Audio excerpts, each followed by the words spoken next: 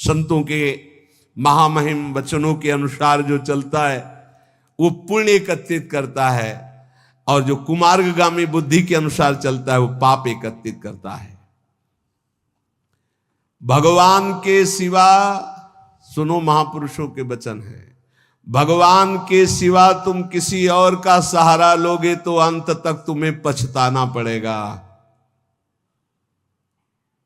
भगवान के सिवा किसी और का सहारा लोगे तो अंत तक तुम्हें पछताना पड़ेगा और नरक जैसा जीवन हो जाएगा, नरक जैसा जीवन। भगवान के आश्रय में जो अपार सुख होता है, कैसे हम तुम्हें बताएं।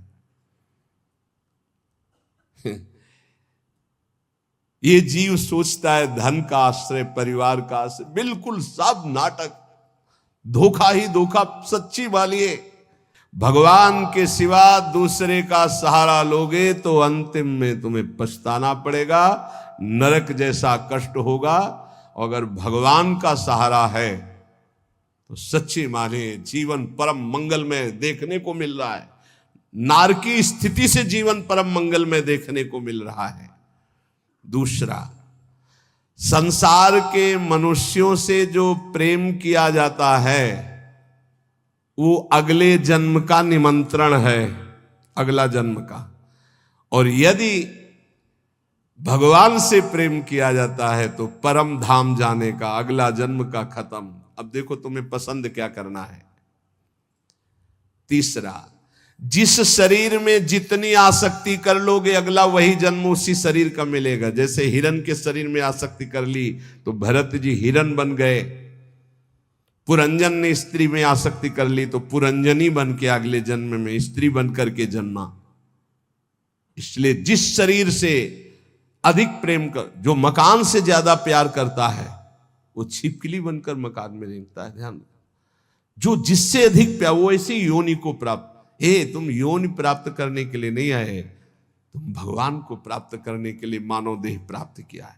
नाम जप करो, सच्चाई से नाम जप करो, तुम्हें खुद दिखाई देगा जो लिखा है।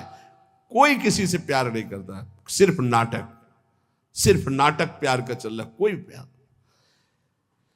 जो राग और द्वेष पूर्वक जीवन व्यतीत करता है वो दुर्गति का पात्र बन करके नाना प्रकार की नारकी योनियों को भोगता है और प्राय राग द्वेष में ही जीवन जा रहा है।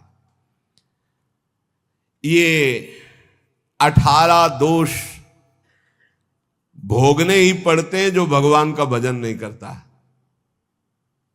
भूख, प्यास, बीमारी, बुढ़ापा, राग, द्वेष, मोह, निंदा, चिंता, भय, खेद, विषाद, जन्म, मरण, विस्मय, शोक, मंद, अरति, कहीं मन नहीं टिक रहा, घोर अशांत, डिप्रेशन में, अरति। ये 18 दोष भगवत विमुख को भोगने ही पड़ते हैं। और यदि वो भगवान के आश्रित हो जाता है तो उसमें जैसे भूख है, प्यास है, बीमारी है, बुढ़ापा है, इन सब में भगवान का एक विशेष कृपा प्रसाद रहता है। देखो, बेटा और बहू की कथा सुन चुके। एक संत भगवान ने कभी शिष्य नहीं बनाए थे, श्रीधर बाबा। और जब वृद्धावस्था आई तो अपने लोग 8-10 संतों की होड़ लगती थी कि देखो आपने 1 घंटा सेवा की है, अब आप हटिए, अब हम सेवा। और जानते उनको कैसे सोच कराई जाती थी? ऐसे टांग लिया जाता था 2 संत और ऐसे हाथ में कराई जाती थी। क्यों? क्योंकि भजन करते थे। सौभाग्य था किसको शौच कराने को मिले, किसको स्नान कराने को मिल जाए, किसको वस्त्र धारण। ये सौभाग्य, भगवान के सिवा किसी को अपना नहीं माना। तो ऐसे गोद में, संतों की गोद में उनकी सेवा होती थी। और अंतिम समय राधा राधा मुख से निकल रहा था, सब संत कीर्तन कर रहे थे और ऐसे पधारे, पूछो मत। ये है ना कोई शिष्य, ना कोई जगह, ना कोई 1 रुपया। तो ऐसे भगवान की तरह अंतिम समय उनकी पूजा हुई जब उनका शरीर असमर्थ था, ड्यूटी लगती थी। अलग अलग ड्यूटी थी। कई संत भगवान अपने ड्यूटी में लगी थी कि इतने बजे से इतने, और लड़ाई होती थी, देखो आपने 1.25 घंटा आज कर लिया, 15 मिनट ज्यादा कर लिया, अब आप हटिए, आप मुझे तो कहते यार थोड़ी देर और कर ले। मतलब लोभ लगता कि जितना अधिक मैं सेवा कर पाऊं। क्यों? क्योंकि भजन परायण थे और वहां पैदा किया है, संपत्ति दी है, लात मार रहे। भगवान से विमुख जो है उसे 18 दोषों को भोगना पड़ता है। जो भगवान के कृपा पात्र होते हैं उन्हें संत संग मिलता है। जिन्हें संत संग मिलता है उनमें अंत काल में जैसे भगवत प्राप्ति होगी वैसा संयोग बना दिया जाता है। अंत काल में दादू मन ही सो मल उपजय, मन ही सो मल धोई, सीख चले गुरु साधु की, तो तू निर्मल होई। नाम जपे रुचि साधु को, साधु जपे रुचि नाम, दादू दोनों एक टक, यहू आरंभ यहू काम। कह रहे मन गंदा हो गया है, अब मन ही निर्मल हो तब बात बनेगी। कैसे निर्मल हो? बोले गुरु का उपदेश, साधु का संग, ये साबुन है, बहुत जल्दी मन को निर्मल कर देता है। बोले जब नाम जपे तब रुचि साधु की, जब नाम जपो कहे तो संतों में तुम्हारी प्रीति हो जाएगी, और जब संत नाम देंगे तब भगवान में प्रीति हो जाएगी। ये नियम है, ये सिद्धांत। गुरुमुख के प्राप्त नाम से ही भगवत साक्षात्कार होता है। दादू हरि साधु यो पाइये, अविगत के आराध, साधु संगति हरि मिले, हरि संगत सुसाध।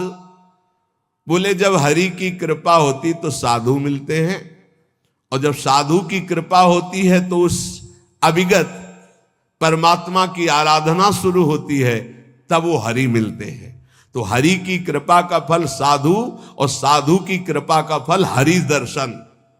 हरि जब अव्यक्त कृपा करते तब संत दर्शन मिलता है। अब मोहि भाव भरोस हनुमंता, बिनु हरि कृपा मिले नहीं संता। तो मन भुवंग बहु विष भन्या, निर्विष क्यों न होई, दादू मिलिया गुरु गारुणी, तो निर्विष किया सोई। बोले ये मन बड़ा विष फैलाता है, काम क्रोध लोभ मोह मद मत्सर बड़ा विषयी बना दिया। तो बोले अब ये विष कैसे उतरे? बोले गुरु गारुणी, विष उतारने वाले गुरुदेव हैं। जो गुरुदेव ने नाम मंत्र दिया है उसको जपो तो मन का सारा विष उतर जाएगा, निर्विकार मन हो जाएगा। पूजा मान बड़ाइया, आदर मांगे मन, राम गहे सब परिहरे सोई साधु जन। सबके मन में होती है हमारी पूजा हो, हमारी मान हो, हमारी बड़ाई हो, हमारा आदर हो, लेकिन साधु वही है जो मान बड़ाई आदर को स्वीकार नहीं करता, इच्छा नहीं करता। सब में मेरे प्रभु है, सबको प्रभु को भाव से प्रणाम। इतने विराट रूप भगवान इतने रूप में आकर दर्शन देते हैं, ये भाव नहीं रखना। मान बड़ाई आदर इसका कहीं भी नहीं। मेरे प्रभु आकर मुझे दर्शन देते हैं, करुणा करके इतने रूपों में दर्शन देते हैं। जो भगवान को प्राप्त करना चाहता है वो साधु कैसा होता है? जो मान बड़ाई आदर आदि को भी स्वीकार नहीं करता। विष सुख माही रमि रहा, माया हित चितलाई, सोई संत जो उबरे, स्वाद छोड़ी गुण गाई। संसार के विषय भोगों में रम रहे जीवों का उद्धार कौन कर सकता है? बोले संत। बोले कौन संत? जो बोले केवल भगवान के गुण गा रहा, उसके बदले में कुछ नहीं चाहता है। अगर कुछ चाह है, रुपया पैसा भोग सामग्री स्वाद मान बड़ाई प्रतिष्ठा, तो उसकी वाणी का प्रभाव नहीं पड़ेगा। विषयों में फंसे हुए, माया में फंसे हुए जीवों का उद्धार किससे होता है? बोले संत से। बोले किन संत से? बोले सोई संत जन उबरिया।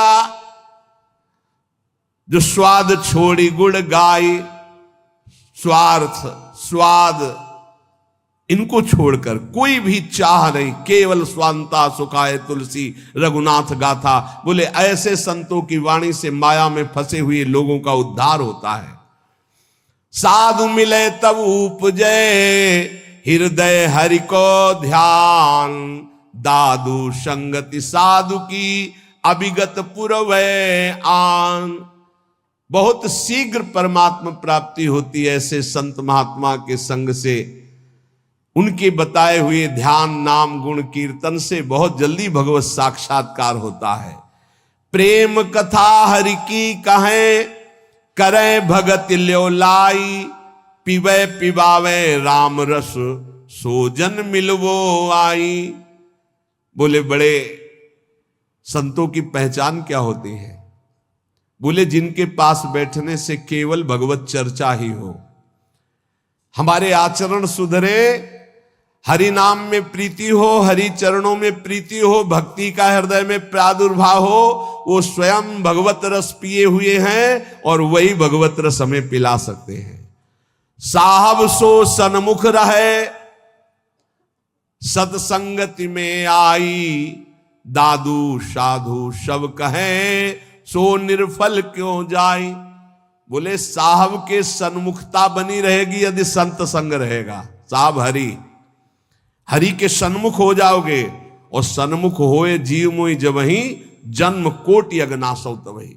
करोड़ों जन्मों के पाप उस जीव के नष्ट हो जाते हैं जो भगवान श्री हरि की सन्मुखता प्राप्त कर लेता है। वो सन्मुखता साधु संग से प्राप्त होती। साधु संग कभी निष्फल नहीं हो सकता। अमोघश्च निर्बैरी सब जीव सो संत जना सोई, दादू एक आत्मा बैरी नाही कोई। संत वही, किसी भी संप्रदाय की मेड़ में नहीं, था पूरा विश्व विश्वंभर सब जगह भास, एक ही परमात्मा तत्व अनंत ब्रह्मांडों में है। फिर मृत्यु लोक की बात क्या? निर्वैरी सब जीव सो संत जना सोई। सब किसी से बैर नहीं, सब अपने हैं, सब अपनी आत्मा है। दादू एक आत्मा बैरी नाही कोई, काहे को दुख दीजिए घट घट आत्म राम, दादू सब संतोषिए यही साधु को काम। घट घट में हमारे प्रभु रमे हुए हैं, जो उसका साक्षात्कार कर लेता है वही भगवत प्राप्त होता है। कैसे साक्षात्कार होता है? एक अक्षर पीव का सोई सत कर जानी, हरि नाम सतगुर कहा दादुर सो परवाणी। जो गुरुदेव ने अक्षर बोला बस उसी पकड़। ये बहुत जगह महापुरुषों से मिला है। गुरु द्वारा दिए गए नाम मंत्र का अद्भुत चमत्कार है, बस उसी में लग जाओ, जितना जपोगे उतना ही लाभ मिलेगा। दादू नी का नाम है, तीन लोक तरी जाए, रात दिवस रटिबो करे। रात दिन बड़े भाग्यशाली जिनको ये पता है कि जाना है मुझे, तो खूब अधिक धन कमा ले, नाम रूपी धन। राधा राधा राधा राधा वल्लभ राधा वल्लभ। दादूनी का नाम है, हरि हृदय न विसारी, मूर्ति मन माही बसे सांस सांस संभारी। तब जानना कि हमारा नाम रंग ला रहा है, जब हर श्वास में नाम चले और सामने नामी की छवि विराजमान हो। दादू साहब कह रहे, मूर्ति मन माही बसे सांस सांस संभारी, दादूनी का नाम है, आप कहे समझाई, और आरंभ सब छाड़ दे, हरि नामो ल्यो लाई। केवल लगन लगा लो नाम में, सब पूर्ति हो जाए। जितना नाम अधिक जपोगे, श्री भगवान गीता जी में कहते हैं कि कई प्रकार के हमने यज्ञों का वर्णन किया। श्रेयान द्रव्य मयाद्यज्ञाज ज्ञान यज्ञ परंतप, सर्वम कर्माखिलम पार्थ ज्ञाने परिसमाप्यते। बड़ी यज्ञ अभी कल चर्चा की थी कि श्री भगवान ने बताया ब्रह्म यज्ञ, द्रव्य यज्ञ, स्वाध्याय यज्ञ, तप यज्ञ, प्राणायाम यज्ञ, भगवदर्पण यज्ञ, अभिन्नता यज्ञ, कर्तव्य कर्म रूपी यज्ञ, विषय हवन रूपी यज्ञ, समाधि रूपी यज्ञ, योग यज्ञ, स्तंभ प्रवृत्ति, ये सब यज्ञ हैं। इन सब यज्ञों में भगवान कह रहे हैं जो द्रव्य यज्ञ है, रुपया पैसा से जो यज्ञ होती है, ये जितनी भी यज्ञ हैं इन सब में ज्ञान यज्ञ श्रेष्ठ है। सर्वम कर्माखिलम पार्थ ज्ञाने परिसमाप्तये, इसलिए श्रेयान द्रव्य मयाद यज्ञाज ज्ञान यज्ञ परम तप। परम कल्याण जो होता है वो ज्ञान होने से होता है। इतना तो ज्ञान हो जाना चाहिए कि हमारा स्वरूप भगवान का अंश है, भगवत स्वरूप है। हम शरीर में फंस गए और मुझे मुक्त होना, इस शरीर से मुक्त होना है। अगर इस शरीर से मुक्त नहीं हुए तो बहुत घटिया शरीर मिलने वाले हैं, कीड़ा मकोड़ा कितने योनियां हैं। जो रुपए से यज्ञ होती है उसमें महत्ता धन की होती है, इसलिए वो परम लाभ नहीं प्राप्त हो पाता द्रव्य यज्ञ के द्वारा। द्रव्य यज्ञ में सब पदार्थ आ जाते हैं यज्ञ के, क्योंकि वो सब अर्थ से प्राप्त होते हैं। एक द्रव्य यज्ञ करे 10 अश्वमेध यज्ञ, और एक बार श्री कृष्ण को भाव से प्रणाम कर ले तो 10 अश्वमेध यज्ञ करने वाला श्री कृष्ण को प्रणाम करने वाले की बराबरी नहीं कर सकता। अब आप विचार करो द्रव्य यज्ञ कितना छोटा है जिसको बहुत बड़ा माना जाता है। यहां भगवान कह रहे हैं द्रव्य यज्ञ से श्रेष्ठ है ज्ञान यज्ञ, क्योंकि सभी यज्ञ कर्मजन्य और कर्म करने वाले में यह रहता है कि मैंने ये किया। एक हमने देखा है यज्ञकर्ता को अभिमान रहित, अंदर के कितने विशुद्ध भाव होते हैं धार्मिक पुरुषों में। उनकी मैदा की कई फैक्ट्रियां थी। वो आते थे पूर्व गुरु आश्रम में, जब संन्यास मार्ग में थे, 10 गाड़ी उनके साथ होती थी। बहुत दूर से गाड़ी और पादुका उतार करके सबको वहीं रोक कर अकेले आते। उन्होंने जब यज्ञ कराई तो सब जो यज्ञ के, एक हाथ में टोकरी एक हाथ में सोनी, जहां कोई खा पी के फिर हर सुविधाएं सब पवित्र वैदिक सिद्धांत से होना, और उनका काम केवल ये था झाड़ू और टोकरी ले। पूरे किलोमीटर में यज्ञ मंडप था, पूरी सब व्यवस्थाएं, और अकेले, किसी का चंदा नहीं, कि खूब अर्थ था, और वो स्वयं ये करते थे। जब कोई उनसे पूछता यज्ञ, कहीं भी कोई पोस्टर बैनर नहीं, और कोई पूछता यज्ञ कौन कराते, तो हमें तो पता नहीं, हम तो यहाँ दोना पत्तल फेंकने की सेवा मिली, बस वो जानते हैं। कोई नहीं जानता था यज्ञ कौन करा रहा। खूब आनंद मंग ऐसे कोई द्रव्य यज्ञ करने वाले बिरला होते हैं जो भगवत समर्पित होते हैं, पर उनको ज्ञान है इस बात का कि तो दियम वस्तु गोविंदम तो भ्यमेव समर्पे, देनहार कोई और है देत रहते दिन रैन, लोग भरम मोपे करे तासो नीचे नयन। ऐसे वो महान गृहस्थ में रहते हुए भी वो महान याज्ञिक थे, यज्ञ करने वाले। तो जब द्रव्य यज्ञ कराई जाती है तो उसमें कहीं ना कहीं अहम स्फुरित हो जाता। मैंने इतने करोड़ अर्पित किए, मैंने इतने लोगों को पवाया, तो जीवन मुक्त होने के लिए वो पर्याप्त नहीं रह गया, क्योंकि अहम का लय होना चाहिए। इसीलिए भगवान कह रहे सर्वम कर्माखिलम पार्थ ज्ञाने परिसमाप्तये। ज्ञान में क्या होता है, अहम का नाश हो जाता है। इसलिए भगवान यहां कह रहे कि सबसे बढ़िया यज्ञ है ज्ञान यज्ञ। अंतःकरण में 3 दोष होते हैं जिनके कारण भगवत साक्षात्कार नहीं हो पाता। मल कहते हैं संचित पाप को। जो संचित पाप होते हैं उनके कारण भजन में मन नहीं लगता। जहां भजन शुरू करोगे, भगवत मार्ग की बातें शुरू करोगे, तो पाप आकर्षण शुरू हो जाएगा। इसे मल कहते हैं। दूसरा होता है विक्षेप, चित्त का चंचल होकर बार बार भोगे हुए विषयों का चिंतन करना, इसे विक्षेप कहते हैं। आवरण कहते हैं अहंकार, अज्ञान। इन 3 के कारण जीव की भगवान में रुचि नहीं होती और भगवान की प्राप्ति में बाधा ये 3 पहुंचाते। मल, संचित पाप, विक्षेप, भोगों के प्रति चित्त का चंचल होना, आवरण, अहंकार, अज्ञान। जब हम कोई भी कर्म करते हैं तो तो उसमें ये आवरण ढक जाता है, अहंकार, मैंने ये किया। और जहां ये हुआ मैंने ये किया तो उसका कल्याण नहीं हो पाता। ये खास बात है, उसका फल मिलेगा, उसे भगवत प्राप्ति नहीं हो पाएगी। अहंकार विमूढ़ात्मा करता हमें तिमन्यते, अहंकार में मूढ़ता बनी रहती है और ये रहता है कि मैंने ये किया, और जब मैंने ये किया तो अवश्य भोगना पड़ेगा, चाहे शुभ हो या अशुभ हो, भगवत प्राप्ति नहीं होगी। जब हमें किसी महापुरुष का आश्रय मिलता है, संत महात्मा का, और वो जब हमें उपदेश करते हैं, तब हमें समझ में आता है कि सारे कर्म भगवान के लिए करने हैं।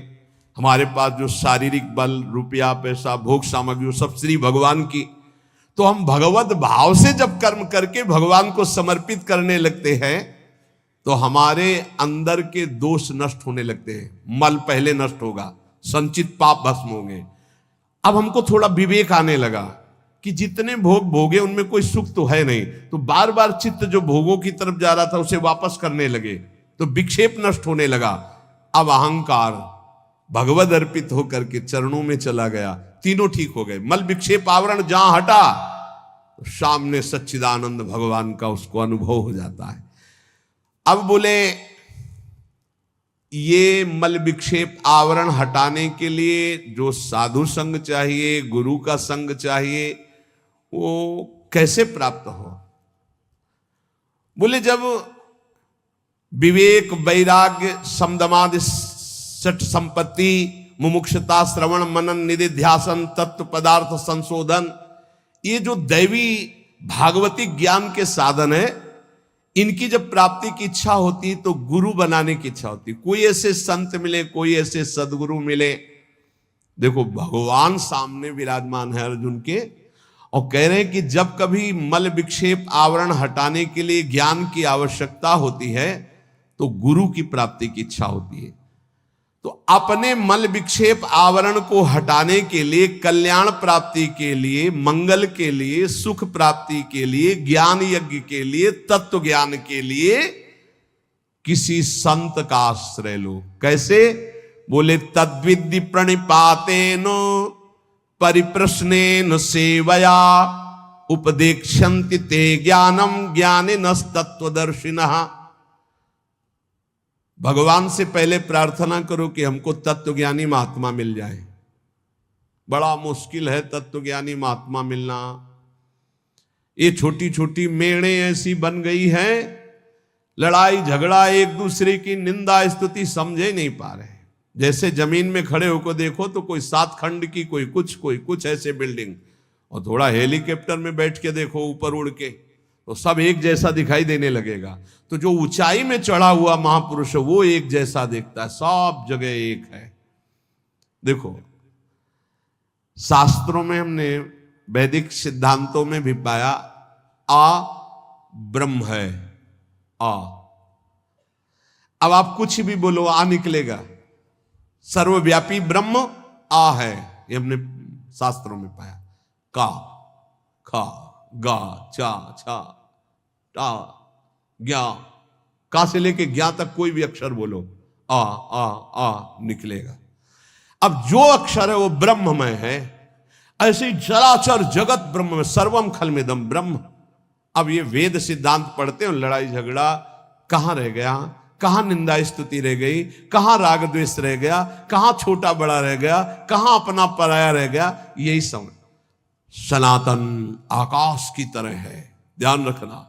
सनातन धर्म आकाश की तरह है, सनातन धर्म वायु की तरह है, सनातन धर्म जल की तरह है, सनातन धर्म पृथ्वी की तरह है, सनातन धर्म सूर्य की तरह है। जहां देखो वहीं सनातन सूर्य है, सनातन वायु, सनातन जल, सनातन भूमि, सनातन आकाश, सनातन अग्नि, अंदर और बाहर, यह है सनातन। तो ब्रह्म सनातन, परमात्मा सनातन, तो धर्म सनातन। उसको समझो, ये छोटी छोटी मेड़े नहीं। सनातन, सनातन आकाश की तरह है, सनातन वायु की तरह है, सनातन अग्नि की तरह है, सनातन जल की तरह, सबका भरण पोषण सनातन। भगवान सबसे पहली बात कह रहे हैं, ज्ञानिनस तत्वदर्शिना। किसका संग करना है? तत्वज्ञानी का। हरिवंश महाप्रभु कह रहे हैं कैसे प्रिया प्रीतम के प्रेम में जाओगे? बोले ये क्रूरापि पापिनो न च सताम संभाष्य दृश्या से सर्वान वस्तुतया निरीक्ष परम स्वाराध्य बुद्धिर्मम। सबको आराध्य रूप में देखो, चाहे पापी हो चाहे पुण्यात्मा, सब में राधा वल्लभ लाल विराजमान है। यह आचार्य का आदेश है। यह है ज्ञानिनस तत्वदर्शिना, सब जगह अपने इष्ट को देखना। ये कहां मिलेंगे? ये भगवान मिलाएंगे। भगवान से सबसे पहले प्रार्थना करनी चाहिए कि मुझे ऐसे संत का सानिध्य दीजिए जो आप में रमण करता हो। मैं तो नहीं पहचान पाऊंगा प्रभु, आप मेरे हृदय को भी जानते हो और संत को भी जानते हो, तो मुझे संत संग दीजिए। अब मोहि भा भरोसा हनुमंता, बिनु हरि कृपा मिले नहीं संता। और जब संत मिले तब क्या करो? तो बोले तद्विद्धि प्रणिपातेन परिप्रश्नेन सेवया। अर्जुन पहले उन महापुरुषों के पास जाए तो जाकर उनको साष्टांग दंडवत करे। संपूर्ण आत्मसमर्पण का भाव साष्टांग दंडवत में माना जाता है। ऐसा भगवान क्यों कह रहे? क्योंकि बिना श्रद्धा के आपको ज्ञान प्राप्त नहीं हो सकता। श्रद्धावान लभते ज्ञानम। अगर श्रद्धा कमजोर है तो ज्ञान नहीं प्राप्त हो सकता। अगर वास्तविक किसी संत का लाभ लेना है तो श्री भगवान ने आदेश किया, पहले अहंकार छोड़ो, पहले कोरे कागज की तरह उनके पास जाओ। यहां इतनी लिखा पढ़ी करके आते कि डस्टर चलाने को मना ही नहीं होता। इतनी लिखा पढ़ी पहले से ही रखी हुई है, बिल्कुल बेकार। आप सच्ची मानिएगा 70 वर्ष जीवन के हो गए, अभी तक ये नहीं निर्णय कर पाए कि मुझे चलना किधर है। अहो भाग्य है आप लोगों का जिनको ये चित्त का समाधान हो गया कि मेरा मार्ग क्या है। नहीं, 70 वर्ष हो गए और अभी ये नहीं पता कि चौराहे पे खड़े कि जाऊं किधर, ज्ञान मार्ग में जाऊं कि ध्यान मार्ग में जाऊं कि योग मार्ग में जाऊं, भजन मार्ग में जाऊं कि, अभी तक ये निर्णय नहीं। भगवान कह रहे किसी ज्ञानी महापुरुष का आश्रय लेना है तो श्रोत्री और ब्रह्मनिष्ठ दो बातें कही है। श्रोत्री कहते हैं जिन्होंने खूब गुरुजनों के चरणों में बैठकर शास्त्रों का श्रवण किया है, और ब्रह्मनिष्ठ जो उसी तत्व में स्थित हो चुके हैं। ऐसे महापुरुषों से निवारण होता है संसार का, जिनका एक ही उद्देश्य केवल श्री भगवान और भगवान में स्थित है। भगवान आदेश करते प्रणिपातेन, उन महापुरुषों के पास जाए, हाथ जोड़कर साष्टांग दंडवत करे। नीचवत सेवेत सदगुरुम, अपने को सबसे नीचवत मान करके सदगुरु का सेवन करे। कभी भी शरीर से गुरु का निरादर न करे, तिरस्कार न हो, इसलिए गुरु के सामने नम्र सरल और जिज्ञासा के भाव से उनकी आज्ञा पूर्वक सेवा करे। अपने आप को गुरु के चरणों में सबसे छोटा अधीन सेवक समझे। शरीर और वस्तुएं दोनों गुरु के आज्ञा के अनुसार हैं। साष्टांग दंडवत प्रणाम का मतलब है मेरा शरीर गुरु की आज्ञा पे चलेगा, अहम गुरु के चरणों में अर्पित है। सेवया, भगवान कह रहे परिप्रश्नेन के लिए सेवया, शरीर और वस्तुओं से गुरु की सेवा गौण, मुख्य है गुरु की आज्ञा का पालन करना। जिससे गुरु प्रसन्न हो बस वही कार्य करना। उनकी प्रसन्नता प्राप्त हो गई, उनके मन के संकेत के अनुसार तुम्हारी चेष्टा हुई, उनकी आज्ञा के अनुकूल तुमने कार्य किया, तो प्रश्न करना ही नहीं पड़ेगा, उत्तर तुम्हारे हृदय में अपने आप आ जाएगा। देख लेना, संत महापुरुषों की सबसे बड़ी सेवा होती है उनके संकेत के अनुसार चलना, उनके इशारे को समझना, वो किधर चलाना चाहते हैं, वो क्या चाहते हैं, अपना जीवन उनकी आज्ञा में अर्पित करना। संतों को जितना सिद्धांत प्रिय है उतना अपना शरीर प्रिय नहीं है। तो एक आदमी संत की शरीर सेवा करे, उनकी आज्ञा का उल्लंघन करे, और एक आदमी केवल